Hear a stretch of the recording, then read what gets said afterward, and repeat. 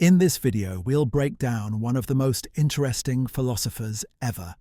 He would fundamentally transform how humanity understands the relationship between mind, language, and reality itself. Hilary Putnam was not just a philosopher, he was a mathematician, a logician, a computer scientist, and an intellectual revolutionary who changed his mind more dramatically than perhaps any major thinker in history. What you are about to hear is every major philosophical breakthrough that this genius developed over 7 decades of relentless intellectual inquiry. This is not abstract academic speculation we are discussing. These ideas shaped how cognitive scientists understand the mind, how computer scientists approach artificial intelligence, how physicists interpret quantum mechanics, and how we all can make sense of truth in a pluralistic world. Putnam did not approach these questions as a system builder constructing elaborate, metaphysical edifices. He engaged them as a problem solver who followed arguments wherever they led. He was trained in the most rigorous traditions of mathematical logic and analytic philosophy. He possessed perhaps the sharpest analytical mind in 20th century philosophy. But what made Putnam truly extraordinary was something rare among brilliant thinkers: intellectual humility combined with courage. Throughout his career, Putnam would develop a philosophical position, defend it with devastating arguments, attract devoted followers, and then recognize its flaws and abandon it entirely. He rejected metaphysical realism, the view he had championed for decades. He criticized functionalism, the theory of mind he had invented. He moved from scientific realism to internal realism, to natural realism, to pragmatic realism. Each transition required admitting he had been wrong. Each admission cost him followers who felt betrayed. Each change demonstrated his commitment to truth over consistency. This intellectual honesty made him controversial among those who valued coherent systems over genuine inquiry. But it also made him one of the most important and influential philosophers of his time. Putnam understood what many academics forget. Philosophy's purpose is not winning debates or maintaining positions, but pursuing truth relentlessly, no matter where it leads or what it costs. Part 1. The Twin Earth Revolution and the External World of Meaning. Imagine 2 planets physically identical in every detail. On Earth, the substance we call water has the chemical composition H2O. On Twin Earth, a distant planet in another galaxy, there exists a substance that looks exactly like water, tastes like water, fills the lakes and oceans, and everyone calls it water. But this substance has a completely different chemical composition, some complex formula we can call XYZ.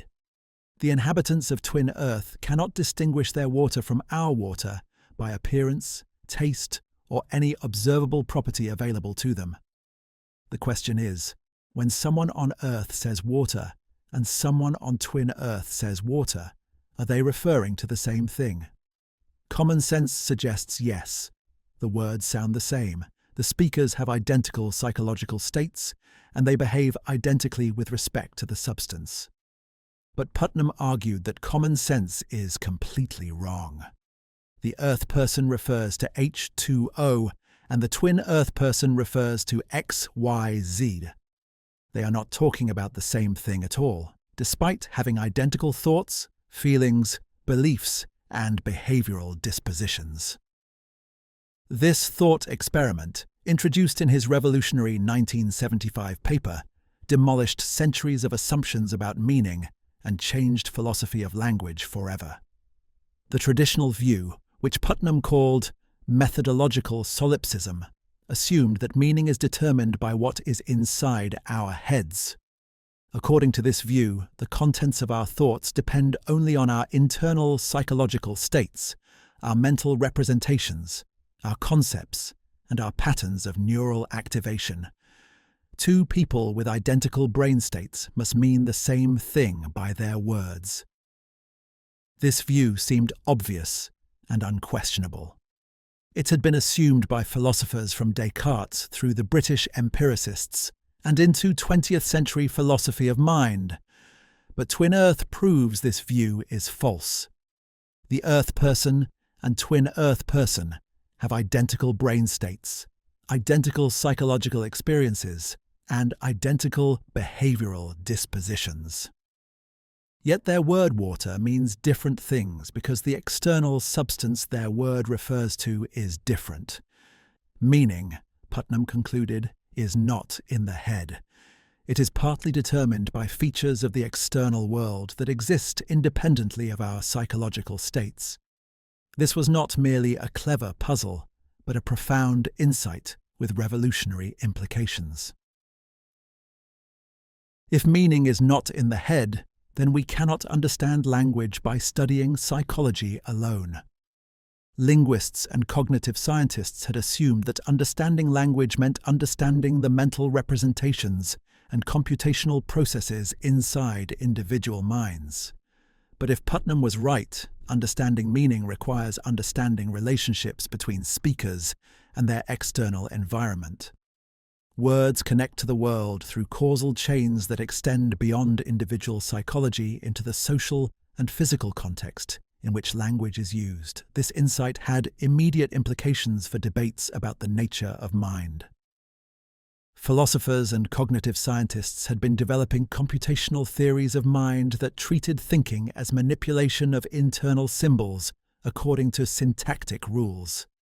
These theories assumed that mental content was determined entirely by internal states and processes. But if meaning is not in the head, then computational theories that focus only on internal symbol manipulation miss something essential about how minds relate to reality. Thoughts are not just patterns of neural activation or symbolic representations. They are relations between thinkers and the world. The twin Earth argument also had profound implications for theories of knowledge. Philosophers had long debated whether we can have knowledge of the external world, or whether we are trapped inside our own subjective experiences.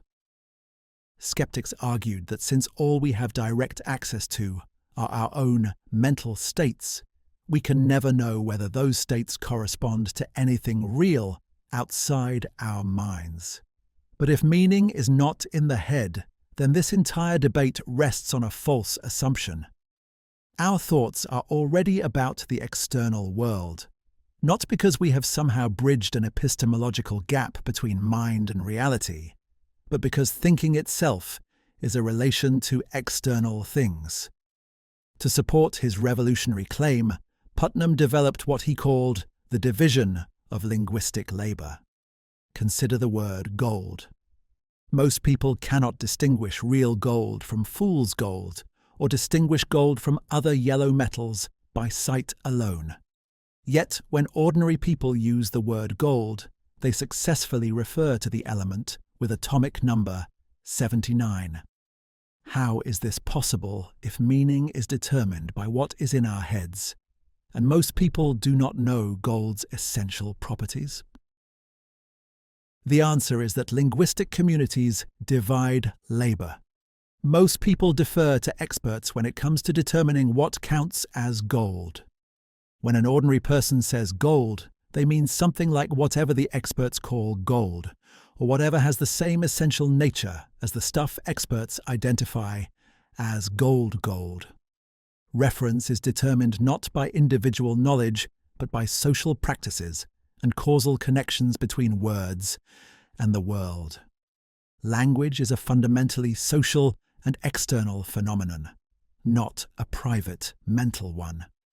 This social dimension of meaning explained how scientific terms could maintain stable reference even as scientific theories changed radically.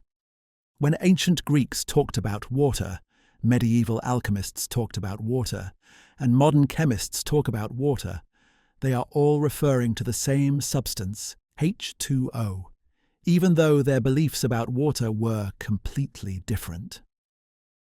The Greeks thought water was an element, alchemists thought it had mystical properties, and modern scientists know it is a compound. Yet they were all talking about the same thing because their word was causally connected to the same external substance. Putnam called this view semantic externalism, and it became one of the most influential positions in 20th century philosophy of language. It explained how reference works, how scientific progress is possible, how we can correct our mistakes about what things are, and how language connects to reality. But it also created new puzzles and problems that Putnam would spend decades exploring. If meaning depends on external factors, how do we know what we mean? If two people can have identical thoughts but mean different things, what is the point of talking about mental content at all? If reference is determined by causal chains and expert opinion, what happens when experts disagree or when causal chains are unclear? These questions would drive much of Putnam's later philosophy as he refined and modified semantic externalism to address its implications and limitations. But the immediate impact of Twin Earth was revolutionary. It forced philosophers, linguists, and cognitive scientists to rethink fundamental assumptions about mind, language, and meaning. It showed that we cannot understand how language works by looking only inside individual minds. It demonstrated that meaning is a relationship between speakers, their communities, and the world. And it proved that solving philosophical problems sometimes requires thought experiments more powerful than empirical observation. Putnam had changed the landscape of philosophy forever with a story about an imaginary planet. Part 2. Functionalism and the computational theory of mind. Before Putnam revolutionized philosophy of language, he had already revolutionized philosophy of mind. In the 1960s, as behaviorism dominated psychology and identity theory dominated philosophy, Putnam developed a new approach that would shape cognitive science for generations. Functionalism, as it came to be called, proposed that mental states should be understood not by what they are made of, but by what they do. This simple idea had profound implications for understanding consciousness, artificial intelligence, and the relationship between mind and brain. The problem Putnam faced was explaining how mental states relate to physical states. Behaviorists had tried to reduce mental states to patterns of behavior, but this failed because people can have mental states without displaying corresponding behavior. You can be in pain without screaming, or believe something without acting on that belief. Identity theorists propose that mental states are identical to brain states, so pain is identical to C fibers firing. But this created problems for explaining how creatures with different brain structures could have the same mental states. Can an octopus feel pain if its nervous system is completely different from ours? Putnam's solution was elegant and powerful. Mental states, he argued, should be defined by their causal role in mediating between inputs, other mental states, and outputs. Pain, for example, is whatever state is typically caused by tissue damage, causes beliefs that something is wrong, causes desires to escape the situation, and typically causes pain behavior like crying or withdrawal. This functional definition makes no reference to specific physical implementations. Anything that plays the right causal role counts as pain, regardless of whether it is implemented in carbon-based neurons, silicon chips, or some completely alien substrate. This insight meant that mental states are realizable. The same mental state can be realized in many different physical systems, just as the same computer program can run on many different hardware platforms. A human, an octopus, a future robot, or an alien could all feel genuine pain if their systems implement the right functional organization, even if their physical structures are completely different. This demolished the assumption that mental states must be identical to specific types of brain states, and opened the door to taking artificial intelligence seriously as a philosophical possibility. Functionalism provided the perfect framework for the emerging computational theory of mind. If mental states are defined by their functional roles rather than their physical implementation, and if functional roles can be described as computations over representations, then the mind is a kind of computer. Thinking is information processing. Beliefs are data structures. Reasoning is algorithmic transformation of symbolic representations. This was not merely metaphor, but a genuine scientific hypothesis about the nature of mind that could be tested through psychological experiments and computer simulations. The computational theory of mind became the dominant framework in cognitive science, and Putnam was one of its principal architects. Psychologists began designing experiments to test computational models of cognition. Computer scientists began building artificial intelligence systems based on the assumption that intelligence is computational. Neuroscientists began looking for neural implementations of computational processes. The mind as computer metaphor unified previously disparate fields into cognitive science as a coherent discipline. But Putnam himself began to see problems with the view he had helped create. The computational theory of mind, like the semantic internalism he had rejected with Twin Earth, assumed that mental content is determined by internal states and processes. A computer manipulates symbols according to rules, but what makes those symbols mean anything? What makes a pattern of voltage in a computer chip represent beliefs about water rather than beliefs about XYZ? The computer itself has no access to the external world that would determine what its symbols refer to. The computational theory of mind became the dominant framework in cognitive science, and Putnam was one of its principal architects. Psychologists began designing experiments to test computational models of cognition. Computer scientists began building artificial intelligence systems based on the assumption that intelligence is computational. Neuroscientists began looking for neural implementations of computational processes. The mind as computer metaphor unified previously disparate fields into cognitive science as a coherent discipline. But Putnam himself began to see problems with the view he had helped create. The computational theory of mind, like the semantic internalism he had rejected with Twin Earth, assumed that mental content is determined by internal states and processes. A computer manipulates symbols according to rules, but what makes those symbols mean anything? What makes a pattern of voltage in a computer chip represent beliefs about water rather than beliefs about XYZ? The computer itself has no access to the external world that would determine what its symbols refer to. This was the same problem Putnam had identified with meaning in the head. If mental content depends on relationships to the external world, as semantic externalism requires, then purely computational theories that focus only on internal symbol manipulation cannot explain intentionality. A brain manipulating symbols is no better off than a computer manipulating bits.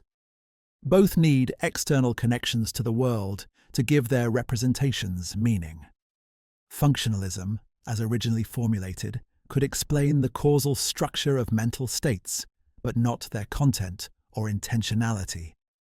Putnam also began to worry about the Chinese room argument later developed by John Searle, though Putnam expressed similar concerns earlier. Imagine a person who understands no Chinese locked in a room with a rulebook for manipulating Chinese symbols. People outside slide Chinese questions under the door. The person inside uses the rulebook to manipulate symbols and produces Chinese answers that are slid back out. To outside observers, the room appears to understand Chinese, but the person inside does not understand Chinese at all. They are merely following syntactic rules without any comprehension of meaning. If the Chinese room shows anything, it shows that pure computation, pure symbol manipulation according to rules, is not sufficient for genuine understanding or genuine mental states. Something more is needed. something that connects internal processes to meanings and contents in the external world. Functionalism had been right to focus on functional organization rather than specific physical implementation, but it had been wrong to ignore the question of how mental states acquire their intentional content, their aboutness, their capacity to be about things in the world. These concerns led Putnam to modify and eventually move beyond the functionalism he had created. He began arguing that mental states must be understood as relations between organisms and their environments, not just as internal, functional states. The mind is not a computer running in isolation, but an embodied system dynamically coupled with its physical and social environment. Mental content is determined partly by internal functional organization, but also partly by causal connections to external things, and partly by social practices within linguistic communities. This evolution in Putnam's thinking about mind anticipated much of contemporary embodied and extended cognition theories.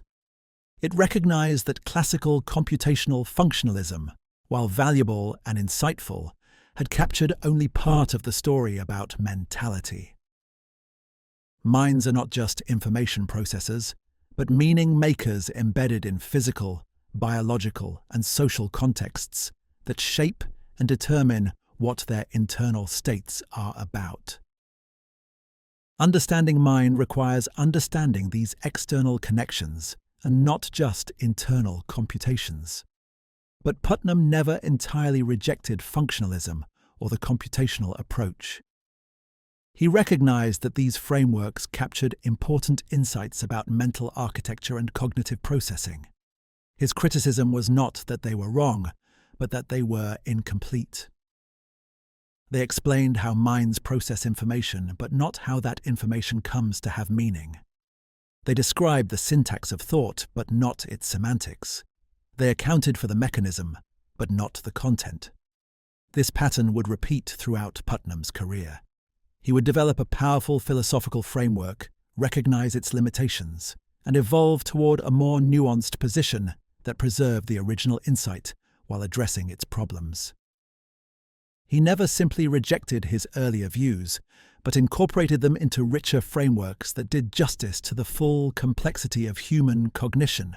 This intellectual evolution was not weakness or inconsistency, but philosophical progress driven by honest engagement with problems and objections. Part 3. The Causal Theory of Reference and Natural Kinds. During the same period that Putnam was revolutionizing philosophy of mind, he was also making fundamental contributions to philosophy of language through his work on reference. Traditional theories had assumed that names and natural kind terms refer to things by means of descriptions that speakers associate with those terms. When you say Aristotle, you refer to whoever satisfies the description you associate with that name. Perhaps the teacher of Alexander who wrote the Nicomachean Ethics. When you say water, you refer to whatever satisfies your associated description, perhaps the clear liquid that falls from the sky and fills the oceans.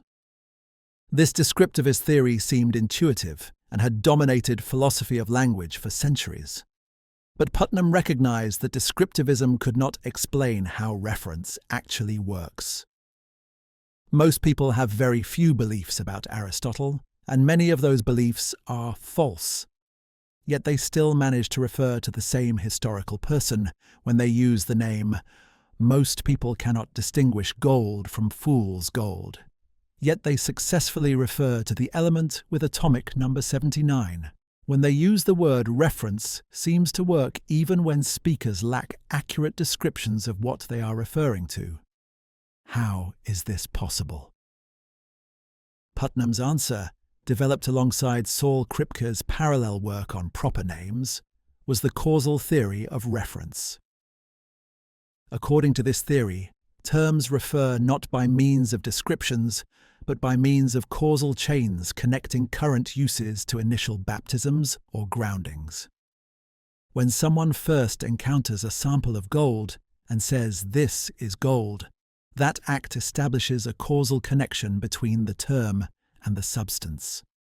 Later uses of the term inherit reference from earlier uses through chains of communication. You refer to gold not because you know its essential properties, but because your use of the term is causally connected through your linguistic community to actual samples of gold. This causal theory had revolutionary implications for natural kind terms like water, gold, tiger, and lemon. These terms do not refer to whatever satisfies our current descriptions, but to natural kinds that have essential properties we might not know. The term water has always referred to H2O, even before anyone knew about molecules. Ancient Greeks who talked about water were referring to H2O. Despite believing it was an element, medieval scholars who talked about gold were referring to the element with atomic number 79, despite believing in alchemy. Reference is not determined by beliefs, but by causal connections to external kinds. This meant that discovering the essential nature of a natural kind is genuine discovery about what we have been talking about all along, not a decision to change the meaning of our terms. When chemists discovered that water is H2O, they were not stipulating a new meaning for the word water. They were discovering what water has always been, what the term has always referred to. This explained how scientific progress works. Science discovers the hidden essences of natural kinds that our terms refer to, essences that determine what counts as a member of that kind. Putnam argued that natural kind terms have hidden, indexical components. When we say water, we mean something like the substance that bears the same liquid relation to this. Where this is a sample of water, we are ostensibly indicating. The same liquid relation is not something we define, but an objective relation in nature that scientists discover. We implicitly defer to reality itself to determine what counts as the same liquid. This is why twin earth water is not really water. It does not bear the same liquid relation to our samples because it has different essential properties. This theory solved long-standing puzzles about scientific change and theoretical reduction.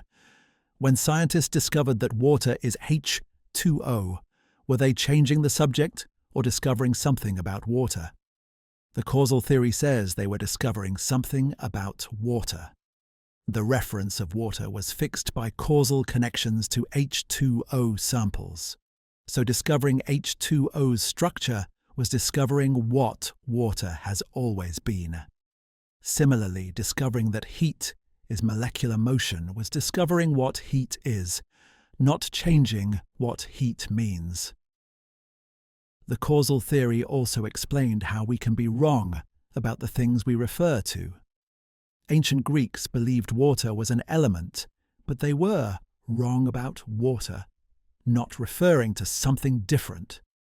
Medieval alchemists believed gold could be created through transmutation, but they were wrong about gold, not referring to something else. Our capacity to be mistaken about the things we talk about depends on those things having natures independent of our beliefs about them. Reference via causal chains makes this possible. But the causal theory raised new questions that would occupy philosophers for decades. What exactly is a causal chain? What makes one causal chain the right one for determining reference? What happens when causal chains branch or merge? What are natural kinds and how do we recognize them? Putnam's answer involved the concept of stereotypes, clusters of typical but not defining features associated with natural kind terms. When we use the word lemon, we associate it with a stereotype of yellow, sour, oval fruits. This stereotype helps us apply the term in ordinary contexts, but does not define what lemons essentially are. Scientists discover essential properties that distinguish genuine natural kinds from superficial similarities. Tigers are a natural kind because all tigers share essential properties coded in their DNA that make them tigers. But things that look like tigers could fail to be tigers if they lack the essential properties. A perfect robot tiger would not be a real tiger. This meant that natural kind membership is determined by hidden essence, not by observable properties or stereotypes.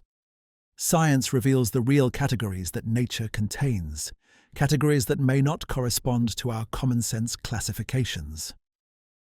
This realist view of natural kinds became central to Putnam's philosophy of science. Scientific theories aim to discover genuine structures and categories in nature, not merely to organize our experiences efficiently.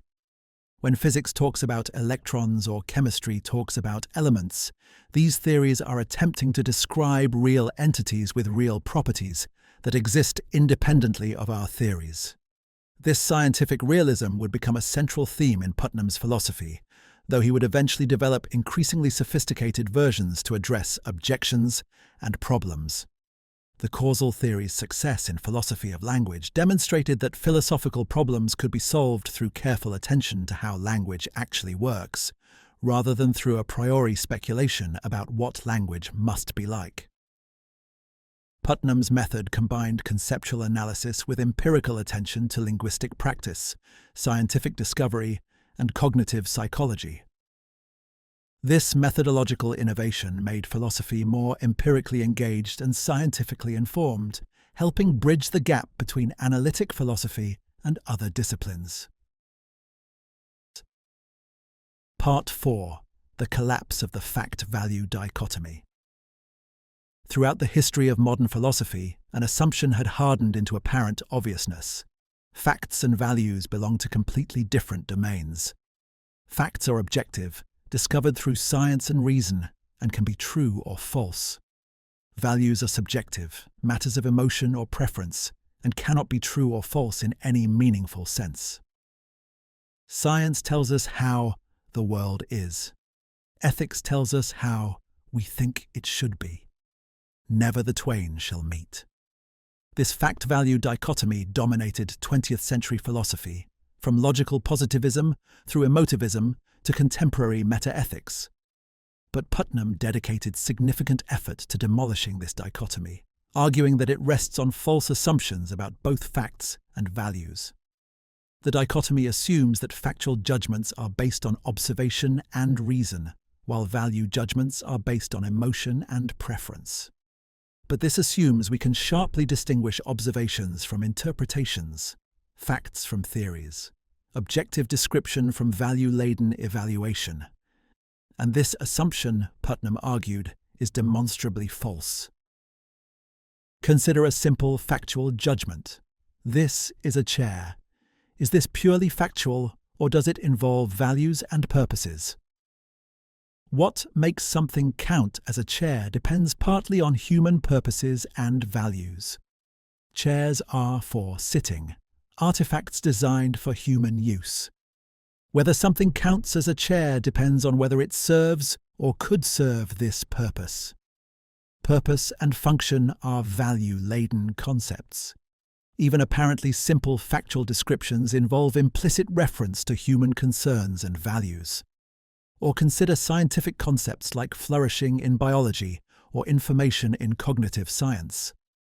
When biologists say an organism is flourishing, they are not making a purely descriptive claim, but evaluating how well the organism realizes its nature. When cognitive scientists talk about information processing, they are interpreting physical states in terms of meanings and purposes. Scientific concepts are often thick concepts that combine descriptive and evaluative components inseparably. Putnam argued that the fact-value dichotomy rests on a crude empiricist picture of knowledge that has been thoroughly discredited. According to this picture, we have direct access to pure sense data or observation statements that are theory-neutral and value-free. We then build up factual knowledge by generalizing from these observations. Values enter only when we impose our subjective preferences on these objective facts. But philosophers of science from Kuhn to Hansen had shown that all observation is theory-laden. We do not see pure sense data, but interpret our perceptions through conceptual frameworks shaped by our theories, purposes, and values. If all observation is theory-laden, and many concepts blend descriptive and evaluative elements, then the sharp fact-value distinction collapses.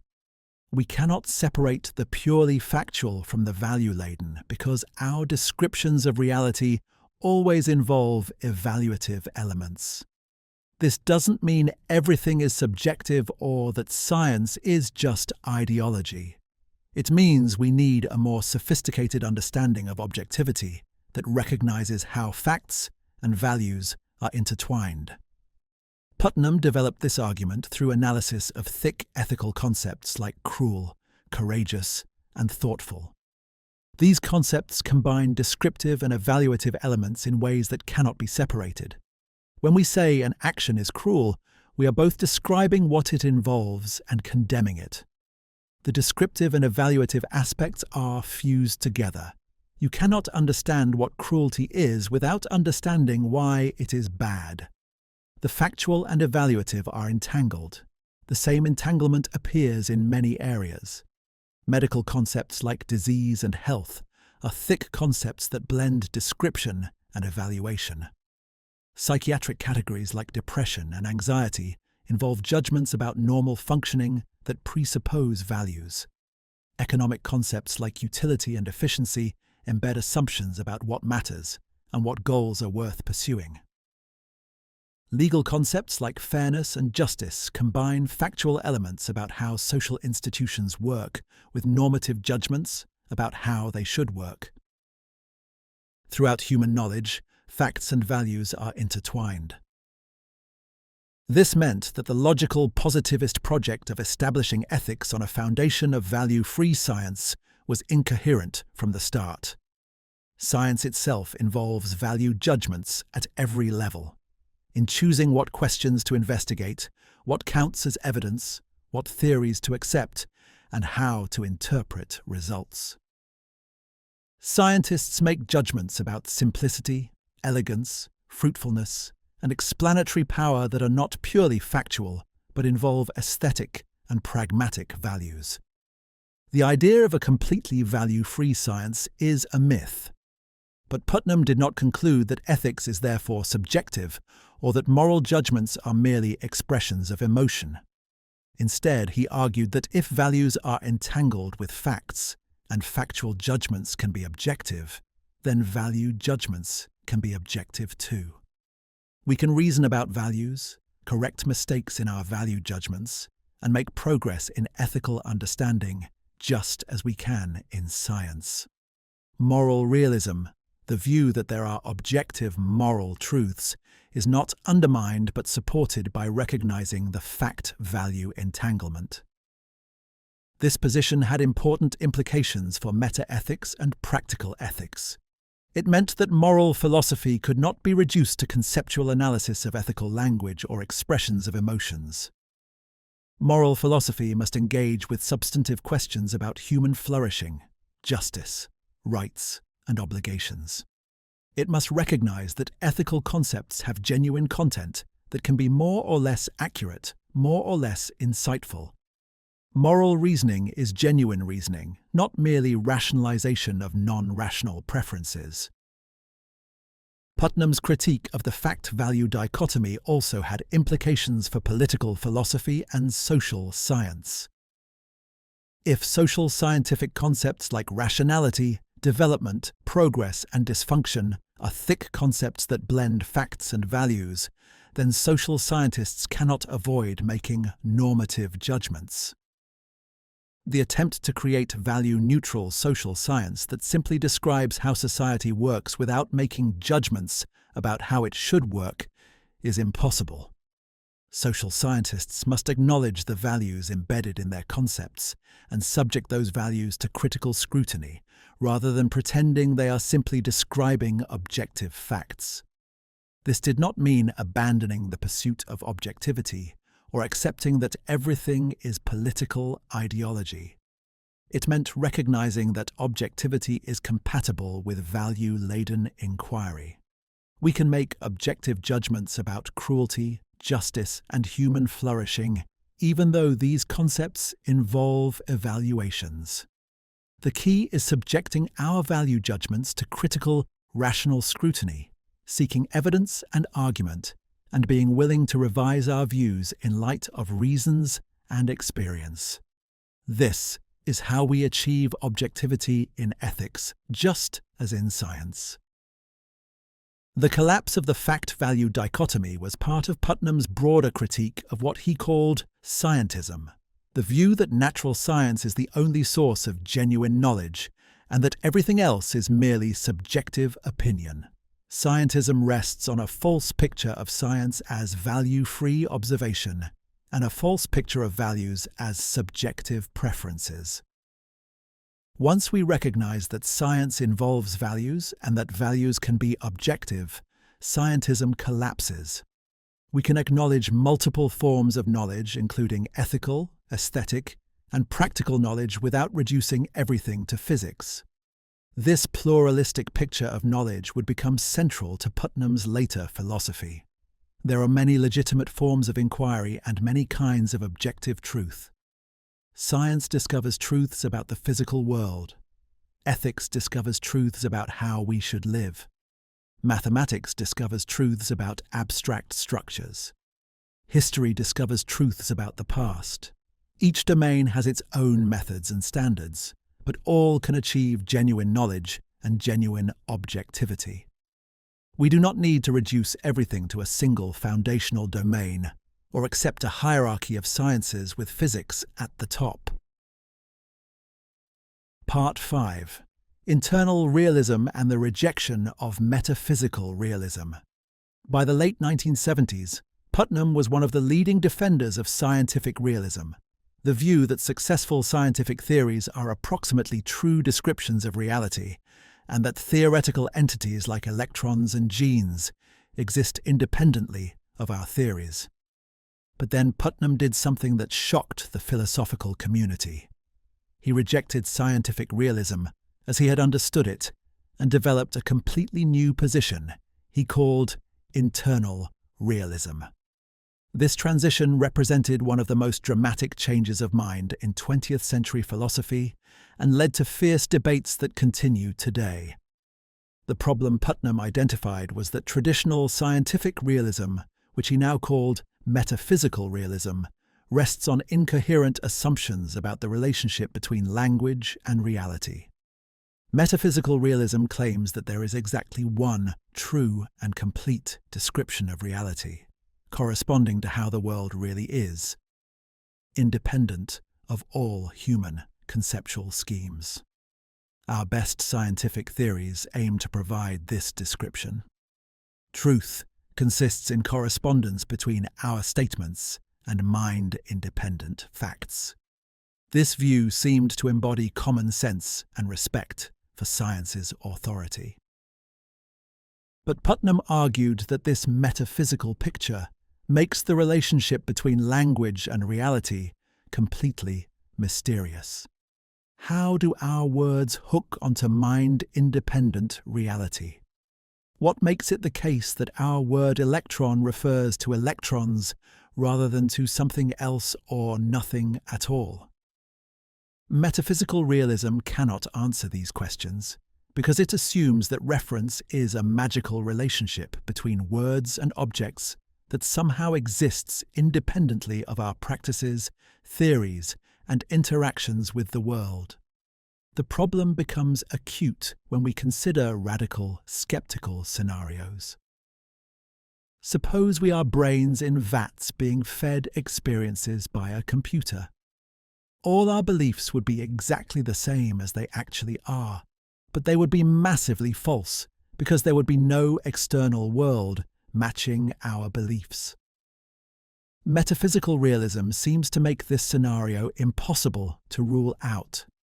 If truth is correspondence to mind-independent reality, and all we have access to are our own experiences and theories, then we can never know whether our theories correspond to reality.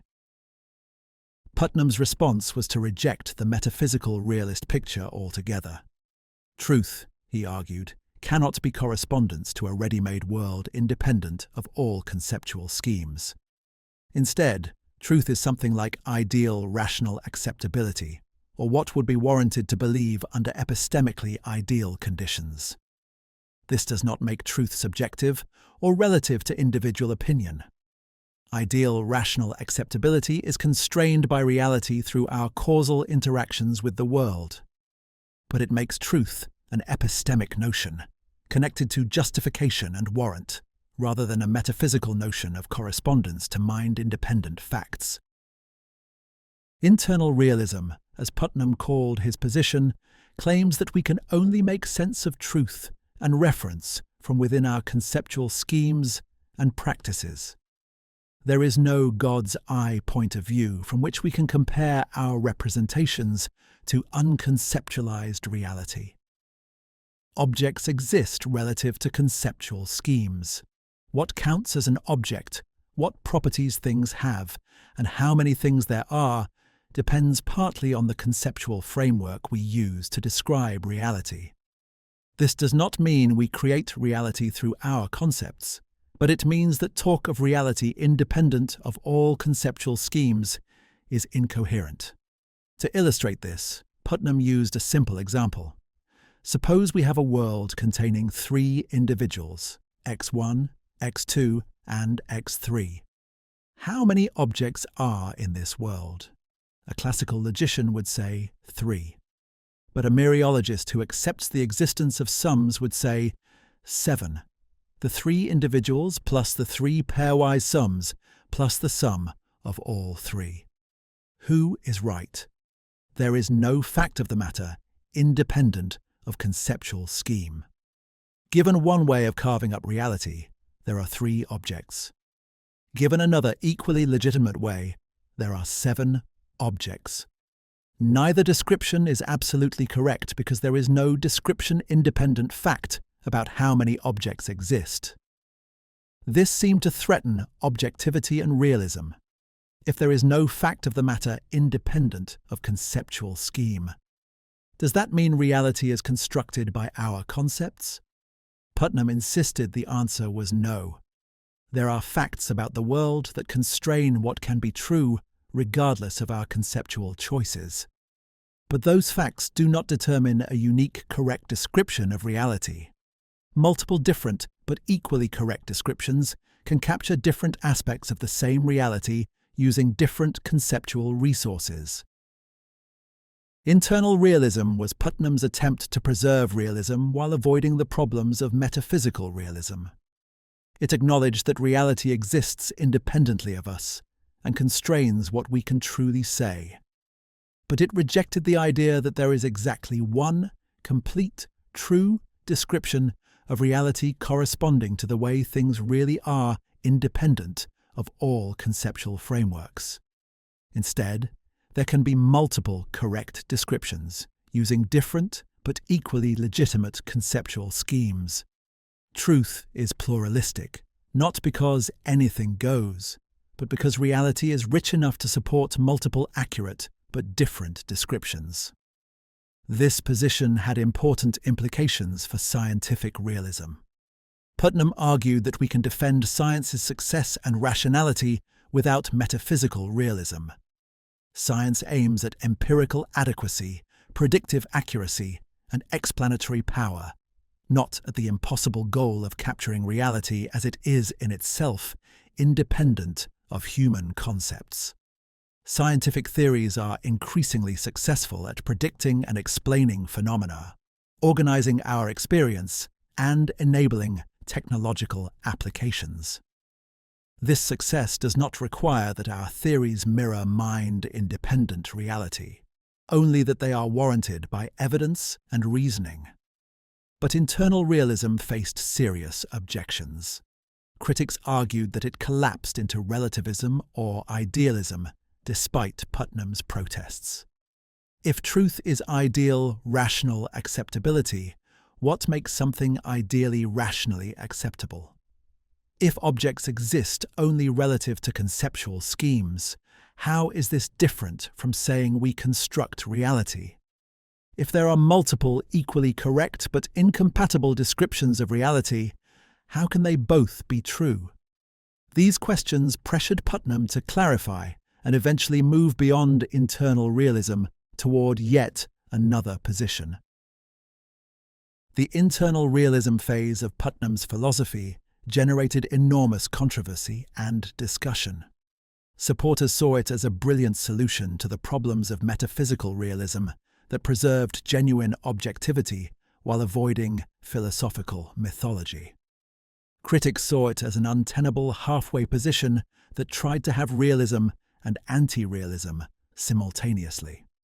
The debates forced deeper thinking about truth, reference, conceptual relativity, and the nature of reality itself.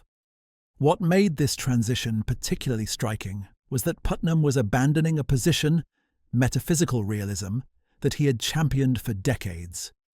He had defended scientific realism against instrumentalists who claimed theories were merely useful fictions.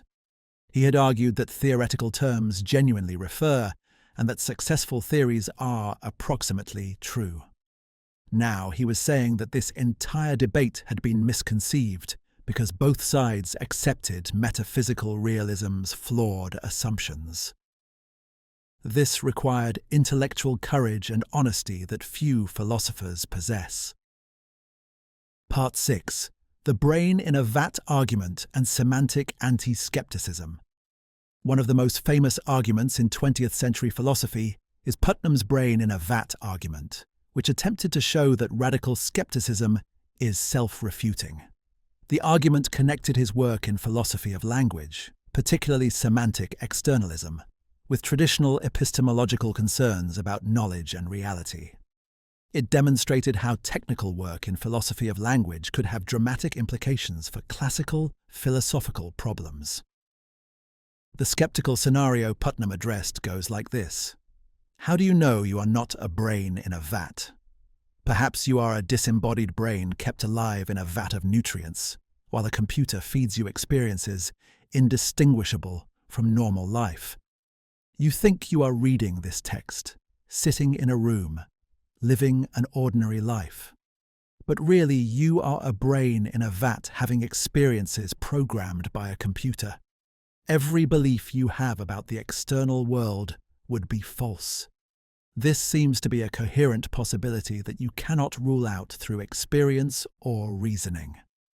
Traditional responses to skepticism try to show that we have good reasons to believe we are not brains in vats, or that the hypothesis is somehow incoherent or meaningless. But these responses face serious difficulties. We cannot step outside our experiences to check whether they match reality. Putnam's response was completely different. He argued that if you are a brain in a vat, you cannot truly think or say that you are a brain in a vat. The thought, I am a brain in a vat, is self-refuting, in the same way that the statement, I do not exist, is self-refuting. When you try to express the skeptical hypothesis, you presuppose its falsehood. This does not prove you are not a brain in a vat, but it shows that the hypothesis cannot be coherently formulated or believed. The argument depends on semantic externalism. Recall that meaning is not in the head, but depends on causal connections between words and things in the environment. When you say tree, you refer to trees because your use of the word is causally connected to actual trees through perception, social learning, and community practice. A brain that has never had causal contact with trees cannot refer to trees when it uses tree-like symbols in its internal language of thought.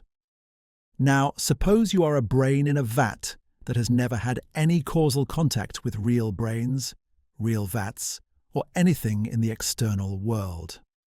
All your experiences have been programmed by a computer. When you use the word brain, what does it refer to? Not to real brains because you have never had causal contact with real brains. Your word brain refers at most to brain images in your computer-programmed experience or to computational states that produce your experiences. Similarly, your word vat refers not to real vats, but to vat images in your experience. So, when you think I am a brain in a vat, what you are really thinking is something like, I am a brain in the image in a vat in the image. But this is clearly false if you are actually a brain in a vat, because in that case you are not a brain in the image, but a real brain. Conversely, if your thought is true, then you are not a brain in a vat, because you have causal connections to real brains and real vats. Either way, the thought I am a brain in a vat, when interpreted according to what the words actually refer to, is false. The skeptical hypothesis is self-refuting. This argument was ingenious but controversial. It seemed to show that philosophical problems about skepticism could be dissolved through careful attention to how language works, rather than through traditional epistemological arguments. Skepticism was not refuted by showing we have knowledge, but by showing that the skeptical hypothesis cannot be coherently formulated, given how reference works. Critics raised numerous objections. Some argued that the brain in a vat could refer to real brains and vats through description rather than through causal connection. Others argued that the argument proves too much. If brains in vats cannot think they are brains in vats, then we cannot think it either, so we cannot understand what we are arguing against. Still, others argued that the argument only shows that a particular formulation of skepticism fails. Not that skeptical worries can be completely dismissed. Putnam himself later expressed doubts about some versions of the argument. But the brain in a vat argument remains one of the most discussed arguments in contemporary epistemology. It demonstrated how semantic externalism could have surprising implications for traditional philosophical problems. It showed that epistemology cannot be done in isolation from philosophy of language. And it illustrated Putnam's distinctive method of bringing technical work in one area to bear on problems in apparently unrelated areas. The deeper significance of the argument was its challenge to the Cartesian picture of the mind as a self-contained realm that could be radically disconnected from external reality. If semantic externalism is correct, then our thoughts are already about the external world, not because we have somehow proven the external world exists, but because having thoughts at all requires causal connections to external things. The traditional skeptical problematic, which assumes we start from a pure mental realm and must somehow bridge the gap to external reality, rests on false assumptions about the nature of thought and meaning. This connected to Putnam's broader critique of the Cartesian tradition in epistemology and metaphysics. The Cartesian approach assumes we have privileged access to our own mental states, that these mental states are independent of the external world, and that we must somehow infer or prove the existence of external reality based on our internal mental states. But if semantic externalism is correct, this entire picture is wrong. Mental states are relations to the external world, not self-contained internal states. Thoughts are individuated partly by their external causes and their reference. The mind is not a self-contained realm, but part of the natural world causally connected to its environment. Part 7. Pragmatism, Truth, and the Rejection of Dichotomies. In his later work, Putnam increasingly identified with the American pragmatist tradition, particularly the work of William James, John Dewey, and C.S. Peirce. This was not a rejection of his earlier analytic philosophy, but an attempt to integrate analytic philosophy's technical sophistication with pragmatism's attention to practice, plurality, and fallibilism. Putnam's pragmatism offered a middle way between dogmatic realism and self-defeating relativism, between foundationalism and skepticism, between scientism and postmodern irrationalism. Central to Putnam's pragmatism was a reconception of truth. He rejected both the correspondence theory that truth is a relation between sentences and mind-independent facts, and the coherence theory that truth is a matter of fitting into a consistent system of beliefs. Instead, he developed what might be called a sophisticated epistemic theory. Truth is what would be justified under sufficiently good epistemic conditions. This does not make truth subjective or merely a matter of what we happen to believe. Ideal epistemic conditions are constrained by reality, by evidence, by rational norms, and by the purposes our inquiries serve. The pragmatist conception of truth dissolves many traditional philosophical puzzles. Is there really just one true and complete description of reality? The pragmatist answers, there are many true descriptions, appropriate for different purposes and employing different conceptual schemes. Each can be objectively true without being absolutely true, or true from a God's eye view.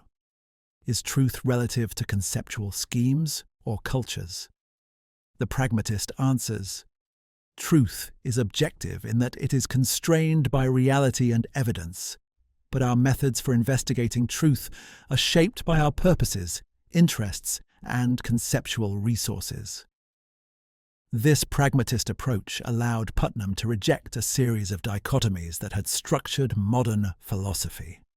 The dichotomy between realism and anti-realism dissolves once we reject metaphysical realism. We can be realists about scientific entities, mathematical objects, and moral values without claiming access to a ready-made world independent of all conceptual schemes. The dichotomy between objectivity and subjectivity dissolves once we recognize that objectivity comes in degrees and kinds. Some judgments are more objective than others, but few, if any, judgments are absolutely objective in the sense of being independent of all human perspectives and interests. The dichotomy between facts and values, which Putnam had already criticized, was another false dichotomy that pragmatism helps dissolve. Facts and values are entangled throughout our conceptual scheme. Many concepts are thick concepts that blend descriptive and evaluative elements. Inquiry itself, whether in science or ethics, presupposes values about what matters, what counts as a good explanation, and what goals are worth pursuing. We cannot separate the purely factual from the evaluative because our access to facts is always mediated by value-laden concepts and practices. The dichotomy between analytic and synthetic truths was yet another false dichotomy. Putnam agreed with Quine that there is no sharp boundary between truths that are true by virtue of meaning and truths that are true by virtue of empirical fact. Our conceptual frameworks and our empirical beliefs form a holistic system. When we revise our beliefs in response to recalcitrant experience, we can adjust either our empirical beliefs or our conceptual schemes. The choice depends on pragmatic considerations about which revision best serves our overall system of beliefs and practices. Putnam's pragmatism also emphasized pluralism about both methods and truths. Different forms of inquiry, from physics to history to ethics to literary criticism, employ different methods appropriate to their subject matter and aims. There is no single scientific method that applies universally. There is no hierarchy of sciences with physics at the foundation. Each domain of inquiry has its own standards of evidence, forms of explanation, and criteria for success.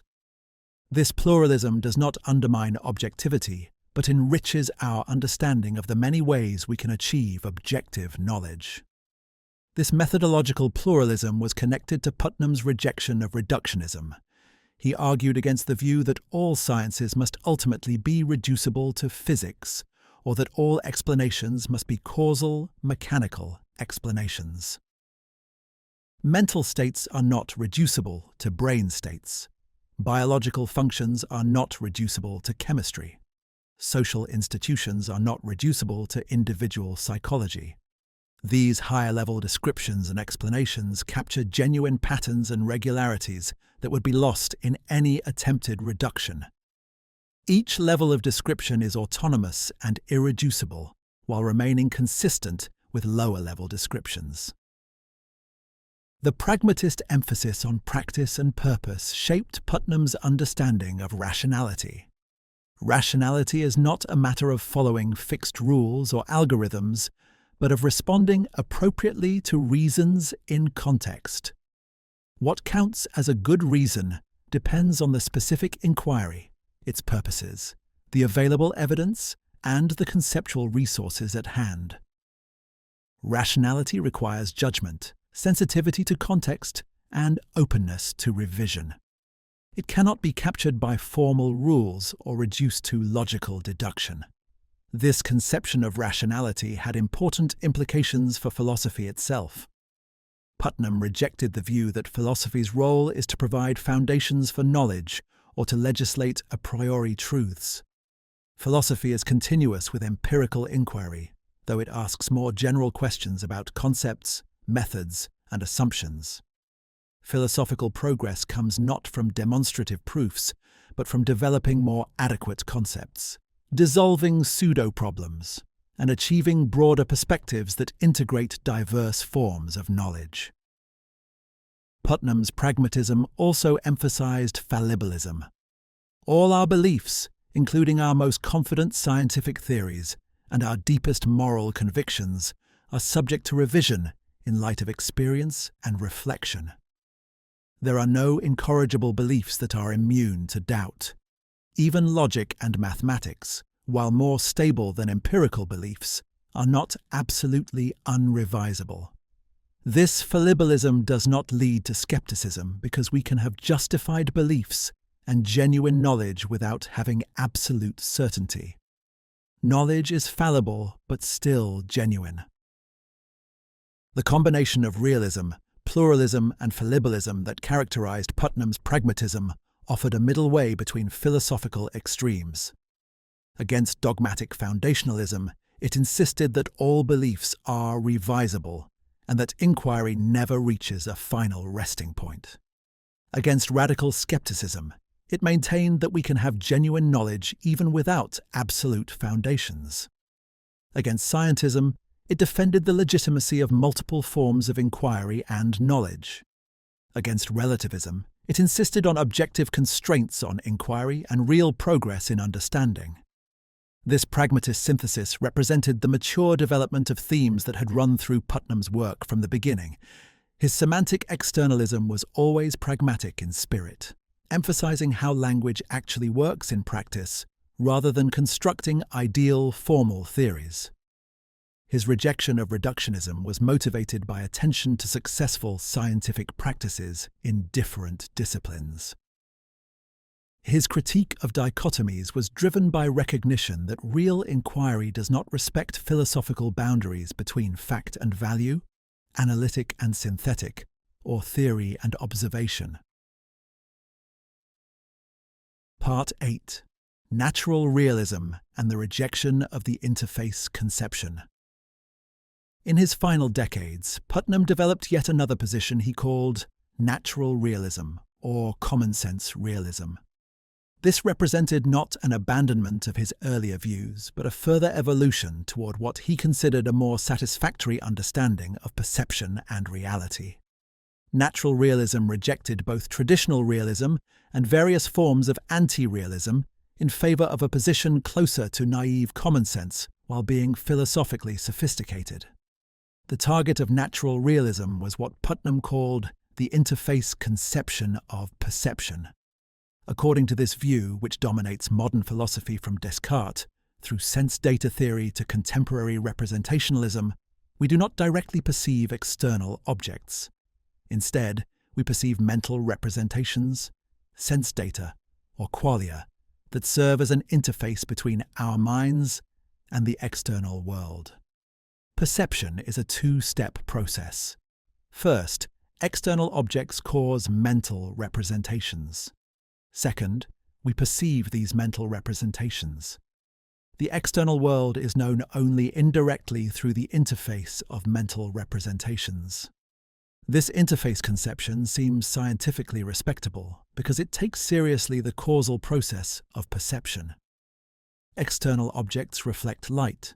Light stimulates our retinas, neural signals travel to our brains, and brain states produce conscious experiences. Surely what we directly perceive is not the external object, but the brain state or experience at the end of this causal chain. The external object is inferred from our direct perception of mental representations. But Putnam argued that the interface conception creates insoluble philosophical problems. If we only perceive mental representations, how do we know they accurately represent external reality? How do we know there is an external reality at all? The interface conception inevitably leads to skepticism because it places an unbridgeable gap between our experiences and the world. All attempts to overcome this gap fail because they require stepping outside our experiences to compare them with reality, which is impossible on the interface conception. Moreover, the interface conception mischaracterizes the phenomenology of perception. When you see a tree, you do not perceive a mental representation of a tree. You perceive the tree itself. The tree is directly present in your experience, not mediated by some intermediate entity. The interface conception turns what seems like direct contact with reality into a mysterious relation to mental intermediaries that we cannot check against the reality they supposedly represent. Natural realism rejects the interface conception entirely. In veridical perception, we directly perceive external objects and their properties. There are no mental intermediaries between perceiver and perceived. This does not deny the causal process of perception involving light, retinas, and neural processing. But it denies that the end product of this causal process is something we perceive instead of external objects. The causal process enables perception of external objects. It does not produce mental representations that we perceive instead of external objects. This might seem to be a return to naive realism, the view philosophers love to refute. But Putnam's natural realism was sophisticated, not naive. It acknowledged illusions, hallucinations, and perceptual relativity. In cases of illusion and hallucination, we do not perceive external objects successfully, and our experience may not represent reality accurately. But the correct analysis of abnormal cases does not require positing mental intermediaries in normal cases. When perception is functioning properly, we genuinely perceive external objects directly. The key insight of natural realism is that perception is a relation between perceivers and objects, not a relation between perceivers and mental representations. This dissolves the traditional skeptical problems because there is no gap to bridge between mental representations and reality. We are already in contact with reality when we perceive. The question is not how to get from mental representations to reality, but how perception can sometimes succeed and sometimes fail in putting us in contact with external objects. Natural realism also dissolves puzzles about secondary qualities like colors, sounds, and smells. The interface conception treats these as purely subjective features of our experiences that do not exist in the external world. Physics describes the world in terms of primary qualities like mass, charge, and spatial location, with no mention of colors or sounds. Therefore, colors and sounds must be mental additions to a colorless, silent physical world. But this creates the puzzle of how mental experiences can have qualities that nothing in the physical world possesses. Putnam's answer was that colors, sounds, and smells are relational properties involving both external objects and perceivers. Colors are not purely objective properties independent of perceivers, nor are they purely subjective properties of experiences. They are properties that objects have in relation to perceivers with certain perceptual capacities. The tomato is red means the tomato has surface properties that dispose it to look red to normal perceivers under normal conditions. This is an objective fact about the relationship between the tomato and perceivers. This relational account preserves our common-sense conviction that we perceive colors directly, while acknowledging that color perception depends on perceptual systems. Colors are not illusions or mental projections, but real relational properties. This dissolves the traditional problem about how the manifest image of colored, noisy, smelly objects relates to the scientific image of colorless, silent particles. There is no conflict because the scientific description and the manifest description capture different aspects of the same reality using different conceptual resources. Natural realism connected with Putnam's broader rejection of the Cartesian tradition in philosophy. Descartes initiated the modern interface conception by claiming that what we directly know are our own mental states, and that knowledge of the external world must be inferred from these mental states. This created the epistemological problematic that has dominated modern philosophy. How can we bridge the gap between mind and world? Natural realism dissolves this problematic by denying the gap exists. Mind is not separated from world by an interface of mental representations, but is directly engaged with the world through perception and action. This position had important implications for epistemology. Knowledge does not require certainty or absolute foundations. We can have genuine perceptual knowledge of external objects, even though perception is fallible and subject to error. The fact that illusions and hallucinations are possible does not undermine our capacity for perceptual knowledge in normal cases. This fallibilist epistemology, combined with direct realism about perception, offered a way out of skeptical problems that had plagued modern philosophy since Descartes. Natural realism also had implications for philosophy of mind. If we directly perceive external objects rather than perceiving mental representations, then the contents of perceptual experiences are partly constituted by the external objects perceived. Perceptual experience is not purely internal, but involves relationships to external things. This supported Putnam's earlier semantic externalism and his rejection of the Cartesian conception of mind as a self-contained inner realm. Mental states, including perceptual experiences, are individuated partly by their relations to the external environment. The development of natural realism showed Putnam's philosophical evolution coming full circle. His early work on semantic externalism had argued that meanings are not in the head. His later natural realism argued that perceptual contents are not in the head either.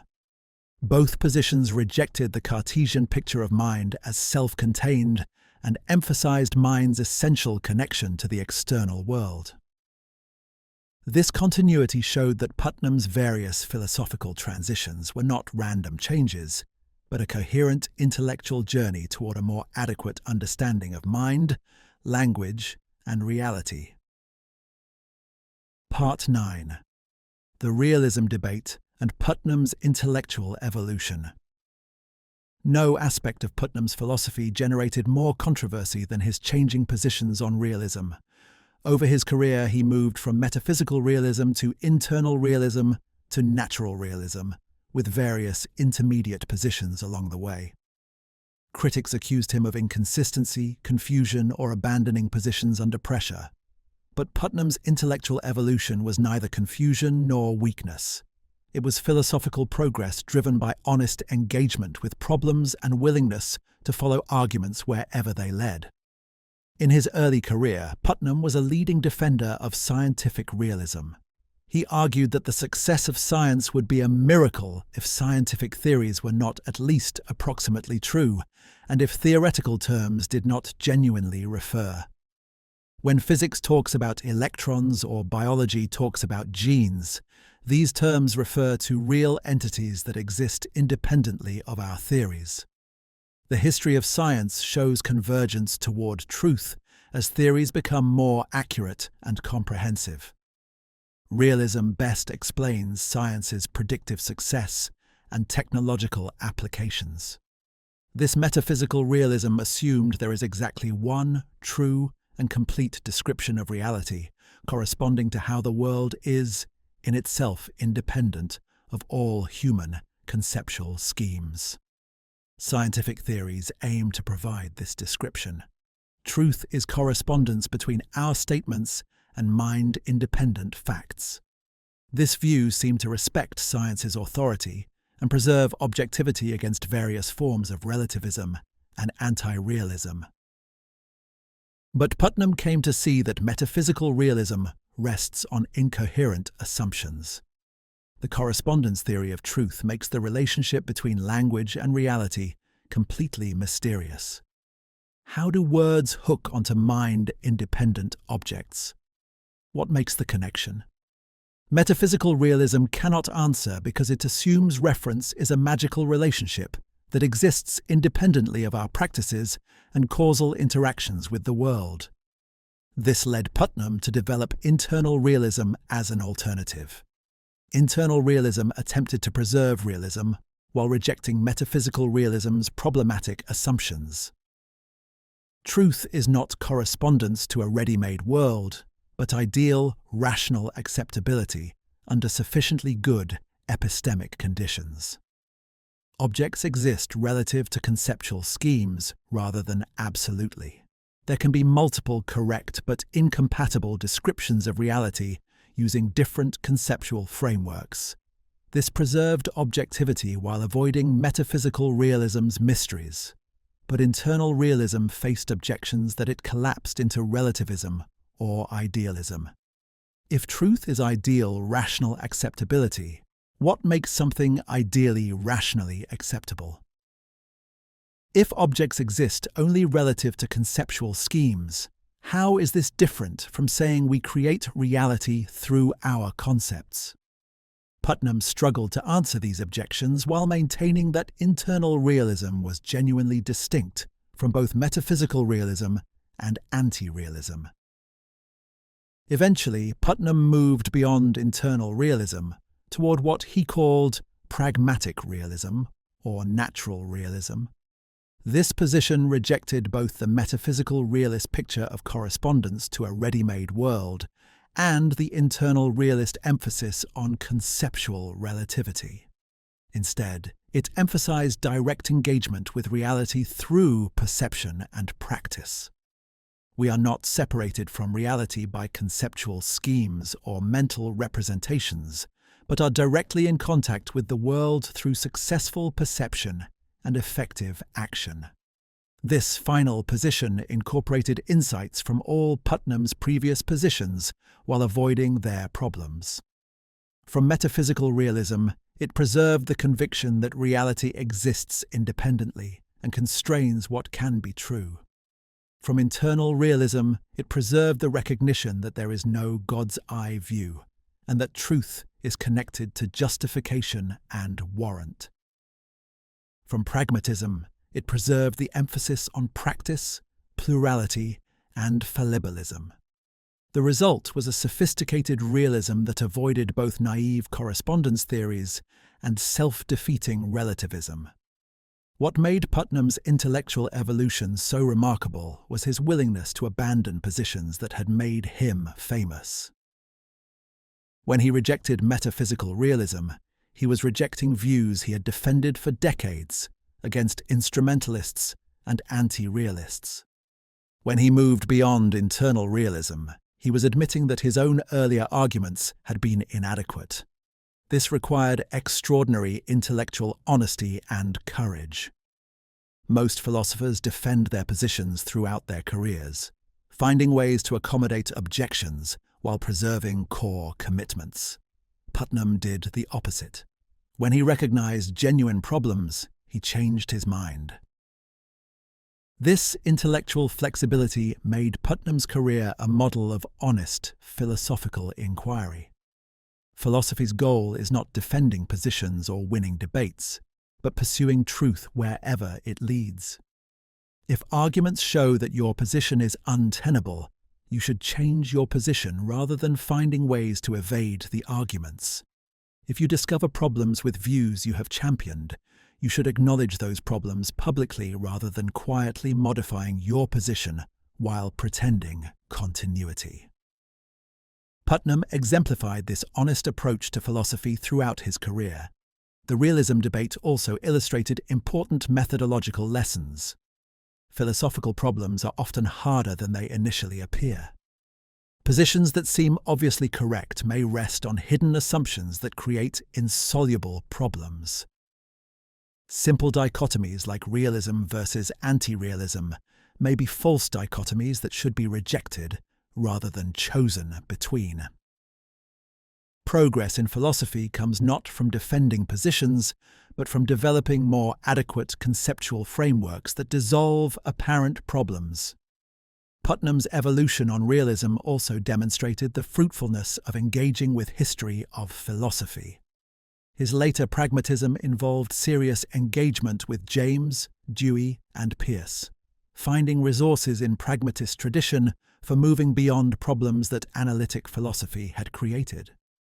His natural realism drew on Austin and other ordinary language philosophers who had challenged the sense-data tradition. His willingness to learn from diverse philosophical traditions rather than remaining within one school enriched his thinking and enabled breakthroughs. Part 10. Philosophy of Mathematics and the Indispensability Argument. Throughout his career, Putnam made important contributions to philosophy of mathematics, defending a realist position that mathematical objects exist and mathematical statements are objectively true or false. But his arguments for mathematical realism were distinctive, based not on abstract metaphysical considerations, but on mathematics' indispensable role in science. This indispensability argument became one of the most influential considerations in favor of mathematical realism. The problem in philosophy of mathematics is explaining the apparent objectivity and necessity of mathematical truth while accounting for mathematical knowledge. Mathematical statements seem to be objectively true. The Pythagorean theorem was true before anyone proved it, and would remain true even if all mathematicians disappeared. Mathematical truths seem necessary rather than contingent. It could not have been otherwise that 2 + 2 = 4. Yet mathematical objects like numbers, sets, and functions do not exist in space and time, and cannot be observed empirically. How can we have knowledge of abstract objects we cannot observe? Nominalists solve this problem by denying that mathematical objects exist. According to nominalism, mathematics is just a useful fiction, a system of rules for manipulating symbols, or a description of possible structures rather than actual objects. This avoids the epistemological problem of how we know about abstract objects, but faces the problem of explaining why mathematics is so useful in science if it is merely fictional. Putnam's indispensability argument turned this nominalist challenge around. Mathematics is indispensable to our best scientific theories. We cannot formulate physics, chemistry, or biology without using mathematics essentially. Moreover, mathematical entities like numbers, functions, and spaces play ineliminable roles in scientific explanations. We explain planetary motion using gravitational fields, population dynamics using differential equations, and quantum phenomena using Hilbert spaces. These mathematical entities are not mere computational aids but essential components of our best explanations. If we are realists about science, accepting that successful scientific theories are approximately true and that theoretical entities exist, then we should be realists about mathematics too. The same considerations that support believing in electrons and genes support believing in numbers and sets.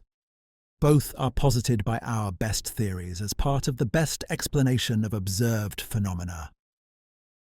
Denying the existence of mathematical entities while accepting the existence of theoretical scientific entities is arbitrary and unmotivated. This argument did not rely on controversial metaphysical claims about abstract objects or mysterious faculties of mathematical intuition. It appealed simply to consistency in our ontological commitments. If we accept scientific realism for empirical reasons, connected to science's success, we should accept mathematical realism for the same reasons. Mathematics is continuous, with natural science as part of our best overall theory of the world. The indispensability argument had important implications beyond philosophy of mathematics.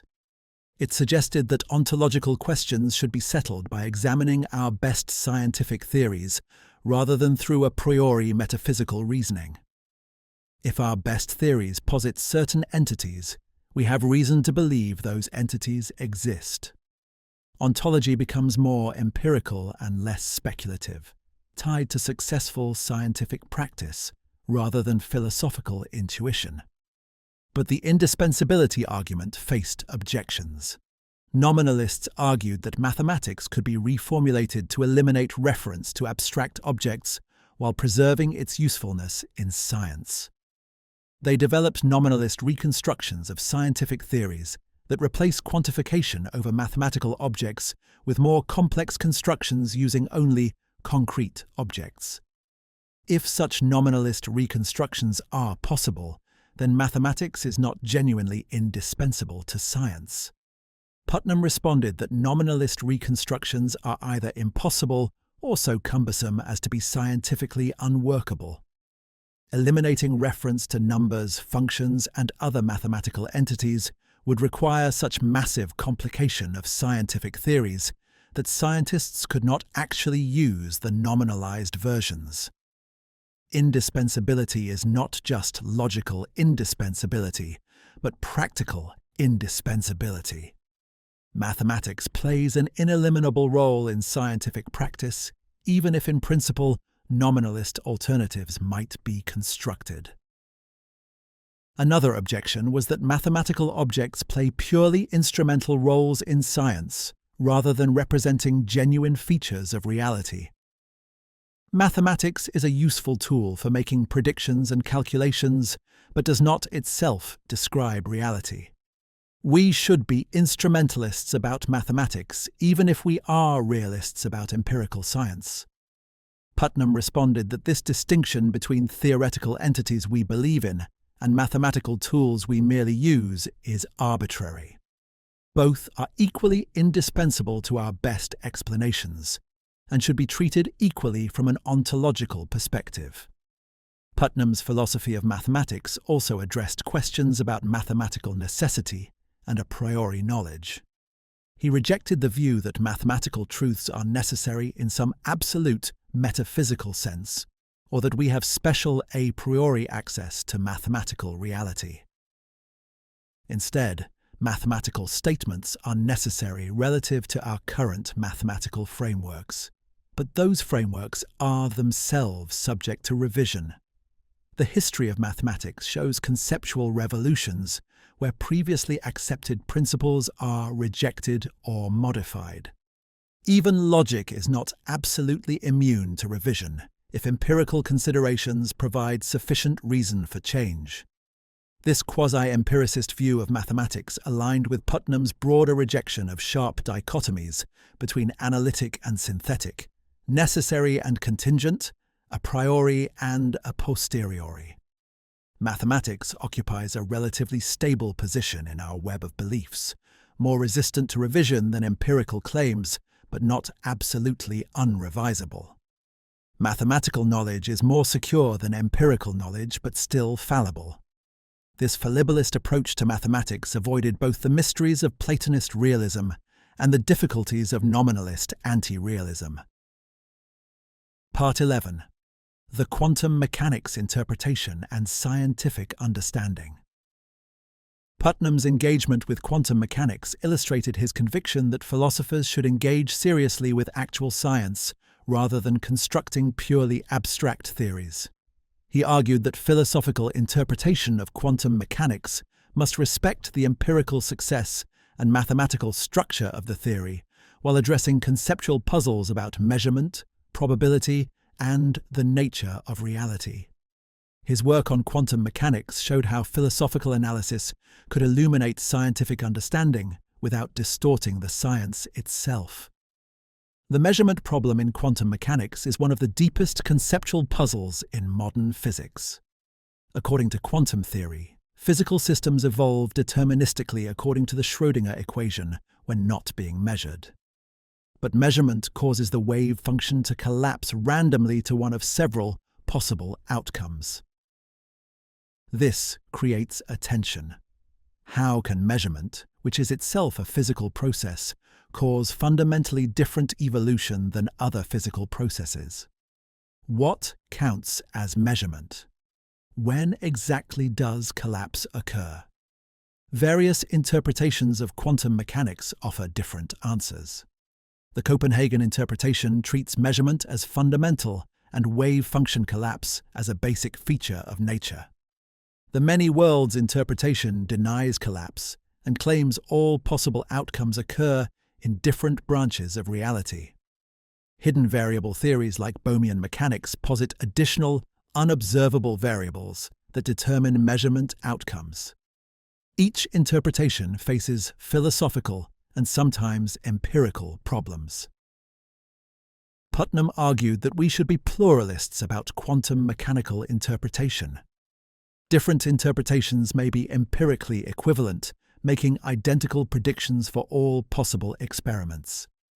If no experiment can distinguish between interpretations, then there is no fact of the matter about which is correct. They are different but equally legitimate ways of thinking about quantum phenomena using different conceptual frameworks. This reflected his broader view that there can be multiple correct descriptions of reality employing different concepts. This pluralism did not mean anything goes, or that interpretation does not matter. Some interpretations are better than others, relative to specific purposes and values. For pure prediction and calculation, the Copenhagen interpretation may be most useful because it is mathematically simplest. For understanding quantum reality philosophically, the many worlds interpretation may be more satisfying because it is fully deterministic and treats measurement like any other physical process. For connecting quantum mechanics to classical physics, Bohmian mechanics may be illuminating because it provides particle trajectories similar to classical mechanics. Putnam's engagement with quantum mechanics also illustrated his view that scientific understanding comes in different forms. We can understand a theory pragmatically by learning to use it successfully for predictions and applications. We can understand it mathematically by grasping the formal structure and derivations. We can understand it conceptually by developing intuitive pictures of what the theory describes. We can understand it philosophically by resolving conceptual tensions and clarifying metaphysical commitments. These different forms of understanding are all legitimate and contribute to comprehensive grasp of the theory. The case of quantum mechanics also supported Putnam's rejection of scientific realism in its strongest form. If empirically equivalent interpretations make identical predictions but posit different ontologies, then empirical success does not determine a unique true theory. The many worlds interpretation posits infinitely many branching universes, while Copenhagen interpretation posits wave function, collapse in a single universe. Both fit all the data equally well. This suggested that empirical adequacy does not guarantee truth about unobservable reality. But Putnam did not conclude that we should be anti-realists or instrumentalists about quantum mechanics. Instead, he argued for a more sophisticated realism that acknowledges interpretation's role in determining what a theory says about reality. Scientific theories do not provide theory-independent descriptions of reality, but theory-relative descriptions. What quantum mechanics says about reality depends on how we interpret its mathematical formalism. Different interpretations yield different ontologies, all potentially correct relative to their conceptual frameworks. This position on quantum mechanics exemplified Putnam's mature, pragmatic realism. Science is not discovering the one true theory of reality as it is in itself. Science is developing increasingly successful theories for predicting, explaining, and controlling phenomena. These theories may admit multiple interpretations that are empirically equivalent but conceptually distinct. We can be realists about the phenomena theories correctly predict and the structures they reveal without claiming access to reality, as it is independent of all theoretical interpretation. Putnam's work on quantum mechanics also addressed questions about probability and determinism.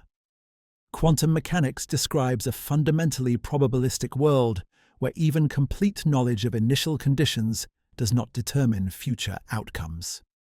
This challenged philosophical assumptions that probability is merely subjective uncertainty about objectively determined facts. If quantum probabilities are objective features of nature, then the world is irreducibly indeterministic. This had implications for debates about free will, causation, and scientific explanation. Part 12. Jewish Philosophy, Ethics, and the Meaning of Life. In his later years, Putnam increasingly engaged with Jewish philosophy and ethics, connecting his technical work in philosophy of language, mind, and science with questions about morality, religion, and human meaning.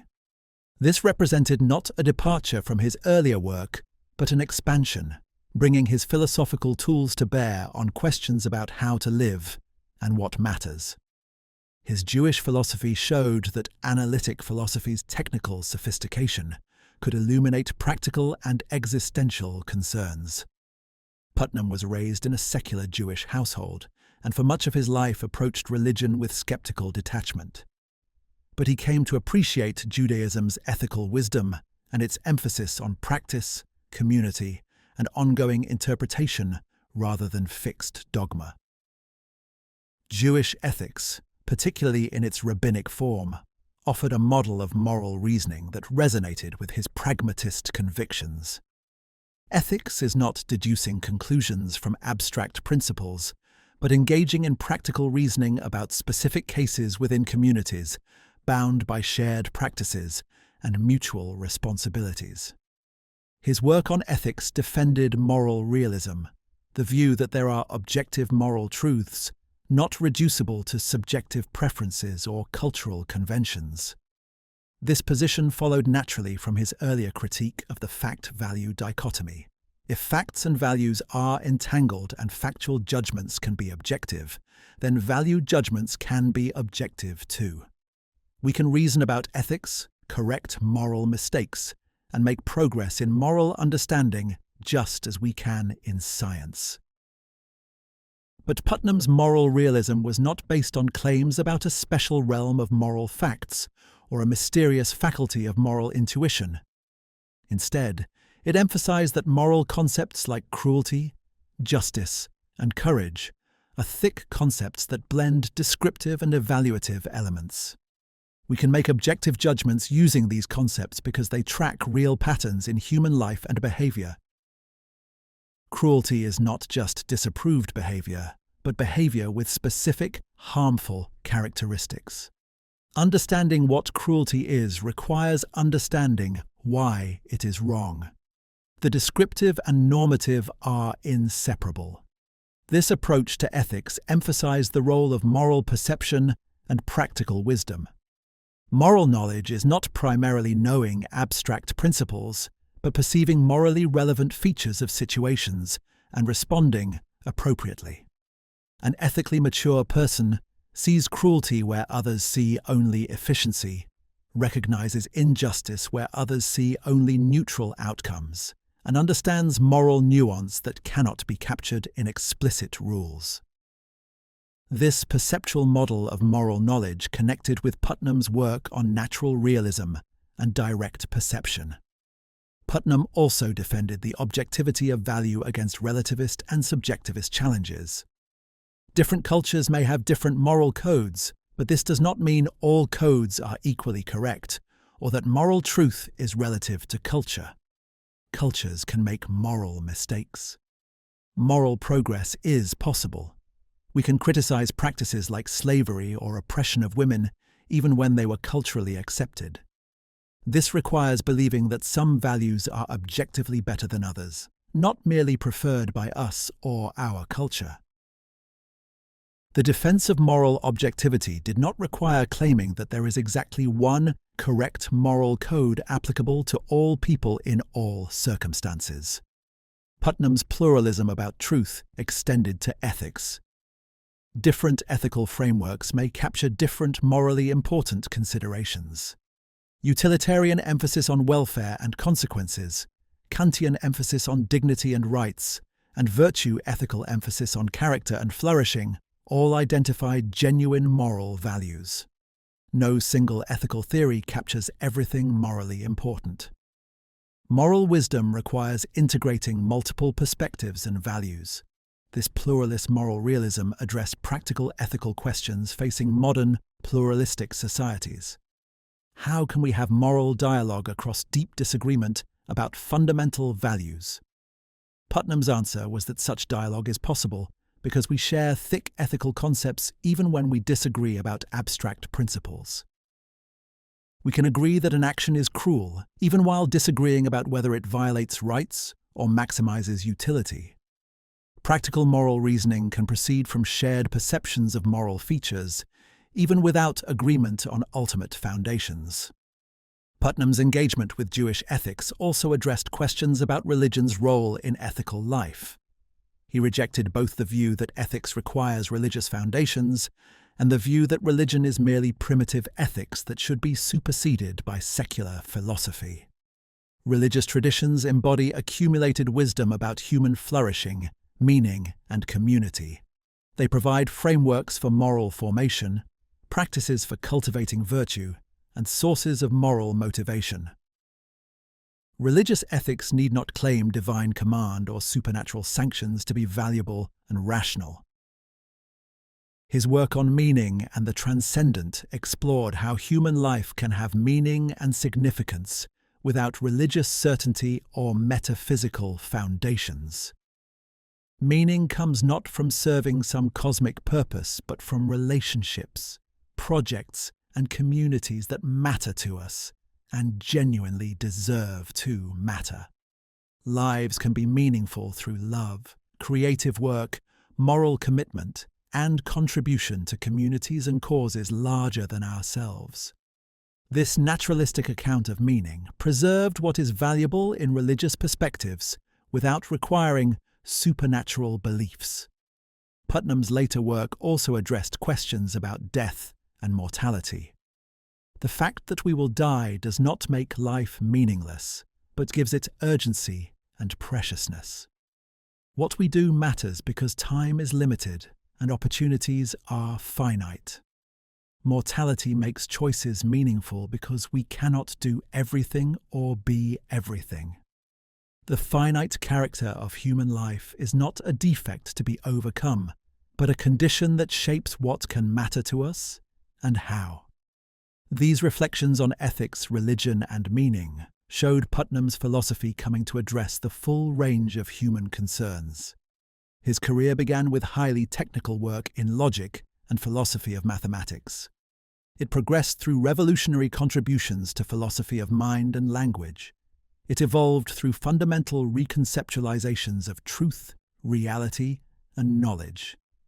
And it culminated in reflections on how to live, what matters, and what it means to be human. This trajectory demonstrated that analytic philosophy's technical tools could illuminate not just abstract theoretical problems, but the practical and existential questions that ultimately matter most. Part 13. The Legacy, the Method, and What We Can Learn. Hilary Putnam died in 2016 at the age of 89, leaving behind one of the most remarkable philosophical legacies of the 20th century. His influence spans philosophy of mind, language, mathematics, science, and ethics. He helped create functionalism and the computational theory of mind. He revolutionized semantics through twin earth and semantic externalism. He developed sophisticated versions of scientific realism and pragmatism. He dissolved the fact-value dichotomy and defended moral objectivity. He engaged seriously with actual science, particularly quantum mechanics, and he demonstrated what intellectual honesty and courage look like in practice. But Putnam's legacy is not just the specific positions he defended or the arguments he developed. It is the method he exemplified and the example he set. Throughout his career, Putnam showed what philosophy should be: rigorous yet imaginative, technically sophisticated yet accessible, analytically precise yet sensitive to complexity, committed to truth yet willing to change. He demonstrated that philosophy makes progress not by defending positions, but by pursuing understanding wherever it leads. The most striking aspect of Putnam's career was his willingness to change his mind about fundamental issues. He moved from behaviorism to functionalism, to a more nuanced view of mental states as environmentally embedded. He evolved from metaphysical realism through internal realism to natural realism. He transitioned from scientific realism to more sophisticated, pragmatic realism. Each transition required acknowledging that his previous views had been inadequate. Each change cost him followers who felt betrayed. But each evolution represented genuine philosophical progress driven by honest engagement with problems. This intellectual flexibility stands in sharp contrast to how most philosophers approach their careers. Typically, philosophers develop positions early, defend them throughout their careers, and accommodate objections by modifying details while preserving core commitments. They treat consistency as a supreme virtue and changing one's mind as admission of failure. But Putnam understood that in philosophy, as in science, progress requires abandoning views that prove inadequate. Consistency is a virtue only when the positions we consistently maintain are correct. When we discover fundamental problems, intellectual honesty requires change. Putnam's example teaches us that philosophy is not about winning arguments, but pursuing truth. When you encounter arguments that genuinely undermine your position, the appropriate response is not defending your view by any means necessary, but acknowledging the problems and revising your position. When you recognize that a view you have championed rests on false assumptions, the appropriate response is not quietly modifying your position while claiming continuity, but publicly acknowledging the problems and moving forward. Philosophy requires intellectual courage to admit mistakes and follow arguments wherever they lead. Putnam's method also exemplified productive engagement with diverse philosophical traditions. He was trained in analytic philosophy and made fundamental contributions to its technical apparatus. But he did not remain narrowly within one tradition. He engaged seriously with pragmatism, finding resources in James and Dewey for addressing problems that analytic philosophy had created. He drew on ordinary language philosophy's insights about how concepts actually function in practice. He incorporated insights from continental philosophy about interpretation and meaning. This openness to learning from diverse traditions enriched his philosophy and enabled breakthroughs. The method also emphasized engagement with actual science rather than constructing purely abstract philosophical theories. Putnam's work on quantum mechanics, computer science, linguistics, and cognitive psychology showed how philosophical analysis can illuminate scientific understanding while respecting science's empirical content. He avoided both the extremes of scientism, which dismisses philosophical questions as meaningless if not answerable by science, and a priorism, which attempts to legislate scientific matters through pure philosophical reasoning. Philosophy should engage with science as an equal partner, bringing conceptual analysis to bear on empirical disciplines while learning from scientific practice. Another important methodological lesson from Putnam's work is the value of thought experiments. Twin Earth, the brain in a vat, and other imaginative scenarios demonstrated that carefully constructed hypothetical cases can reveal important truths about meaning, knowledge, and reality. Thought experiments work by isolating specific features of situations and exploring their implications.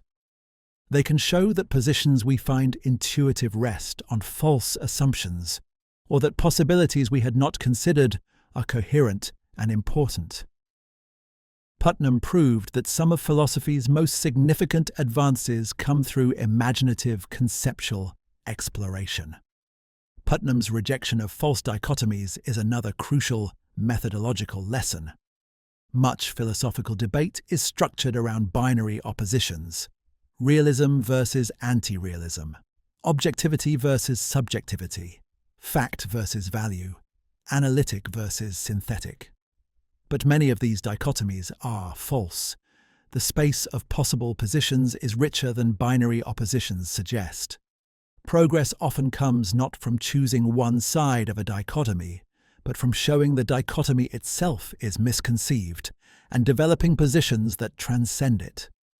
Putnam's internal realism, his pragmatic realism, and his dissolution of the fact-value dichotomy all exemplify this strategy. The substantive legacy of Putnam's work continues shaping philosophy and related disciplines. Semantic externalism transformed philosophy of mind and language, making philosophers recognize that mental content depends on environmental factors. The computational theory of mind, despite Putnam's later reservations, remains influential in cognitive science. The indispensability argument continues structuring debates about mathematical ontology. Natural realism offers a compelling alternative to sense-data theories and representationalism.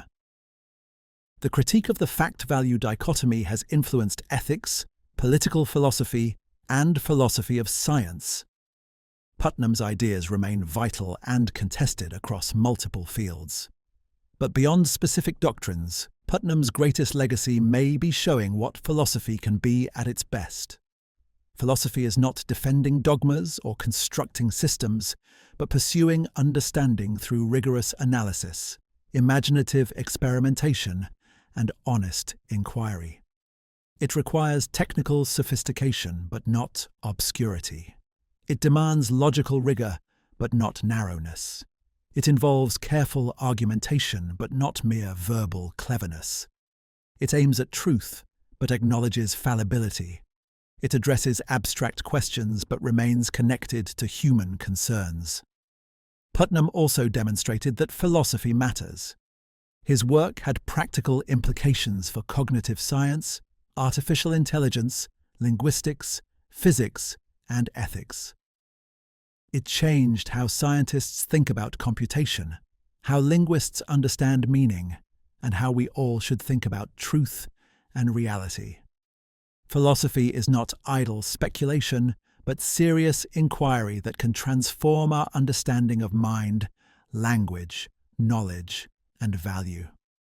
When done well, it illuminates fundamental aspects of reality and human existence.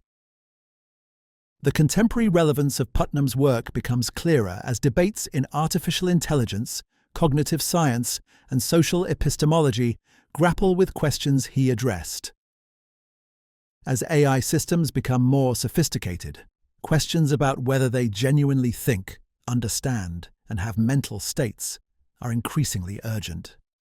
Putnam's work on functionalism and the Chinese room problem provides essential conceptual resources for addressing these questions. His semantic externalism illuminates debates about how AI system symbols acquire meaning. His pragmatic approach to truth and rationality offers frameworks for evaluating AI reasoning. In an age of polarization and relativism, Putnam's defense of moral objectivity without dogmatism is especially relevant. He showed how we can maintain that some values are genuinely better than others while acknowledging legitimate pluralism and avoiding both relativism and absolutism. His emphasis on thick concepts and moral perception provides resources for cross-cultural moral dialogue.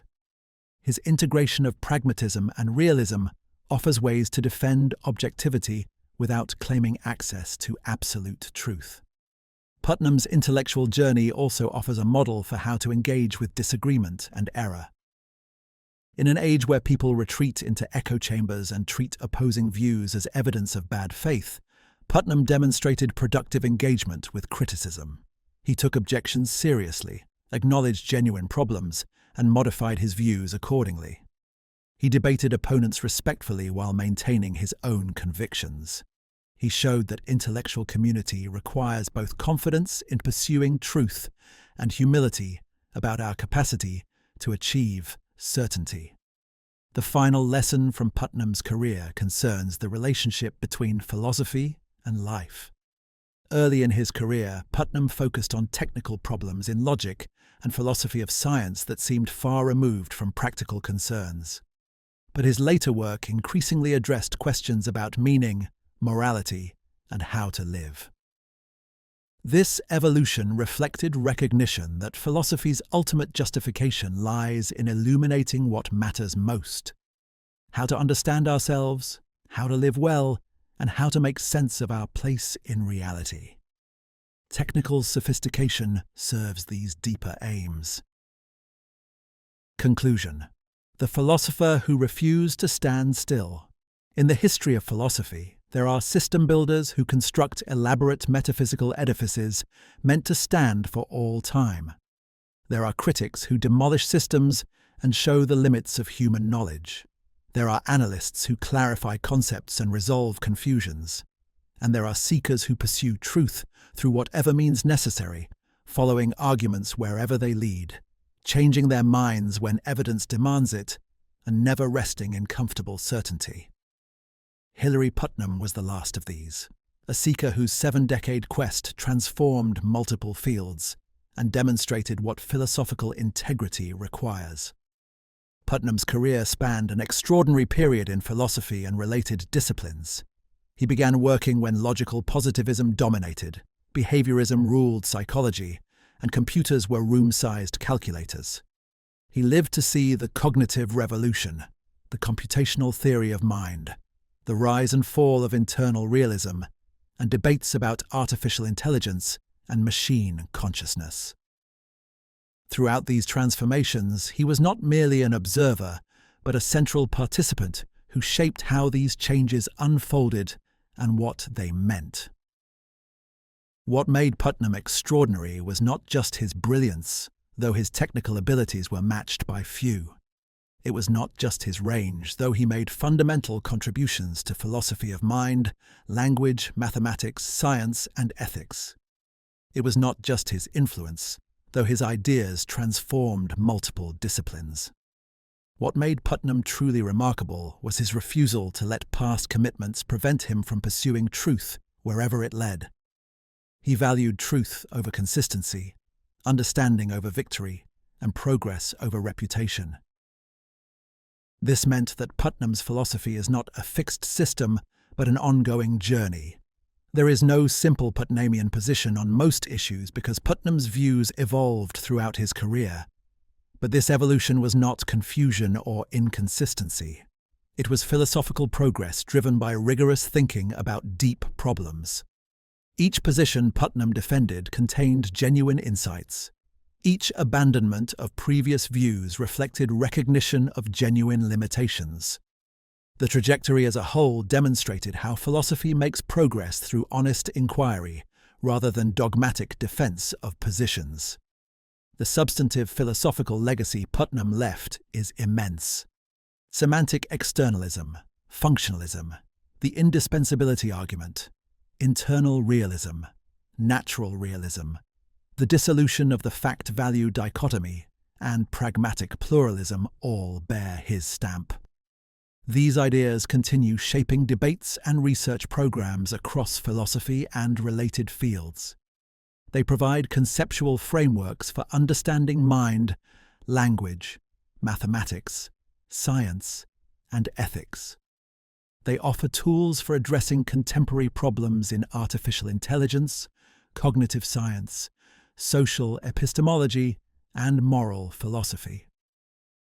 But Putnam's methodological legacy may be even more important than his substantive contributions. He showed that philosophy progresses through following arguments rather than defending positions. He demonstrated that intellectual honesty requires changing your mind when evidence demands it. He proved that engagement with diverse traditions enriches rather than dilutes philosophical inquiry. He illustrated how technical sophistication can serve rather than obscure genuine understanding. And he exemplified how philosophy at its best combines rigorous analysis with openness to revision. For those who study philosophy, Putnam's career offers both inspiration and challenge. The inspiration is that philosophy can make genuine progress, that pursuing truth matters, and that even our deepest convictions should be subject to critical scrutiny. The challenge is that this pursuit requires more courage than most of us possess. It is easy to defend positions we have invested in. It is comfortable to remain within familiar traditions and methods.